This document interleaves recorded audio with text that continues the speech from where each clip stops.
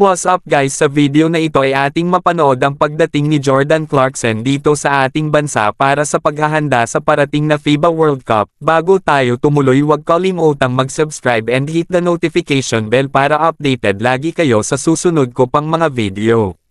Dumating si Jordan Clarkson noong Martes ng madaling araw upang sumali sa isang koponan ng Gilas Pilipinas na sa wakas ay nagpakita ng mga palatandaan ng pag-unlad.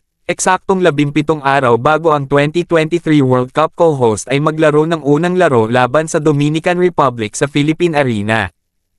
Ang 8 taong veterano ng NBA mula sa Utah Jazz ay dinumog sa Ninoy Aquino International Airport Terminal 1 nang dumating siya sa isang flight ng madaling araw mula sa Los Angeles bago siya pinaalis ng mga opisyal ng seguridad at SBP.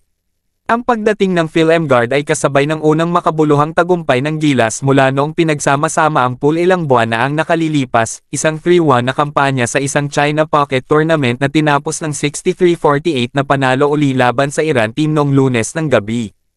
Ngayon ang koponan at ang pinapahalagahan nitong naturalized na manlalaro ay muling nagsasama-sama sa Maynila upang ilagay ang mga huling hakbang sa kanilang paghahanda para sa 3 laro. Ang Italy at Angola ang iba pa sa grupo nito na inaasahan ng Gilas na haantong sa isang long shot spot sa knockout rounds o marahil ay ang Olympic spot na nakalaan para sa nangungunang finisher ng Asia. Isipin na mayroon tayong magandang pagkakataon, sabi ni Clarkson sa media men na naghintay sa kanya sa airport. Gayunpaman, hindi ganoon ang kaso dahil si Kai Sotto, ang 7'3" center, ay nananatiling hindi pumirma sa gitna ng kontrobersyal na negosasyon sa pagitan ng kanyang kampo at ng SBP.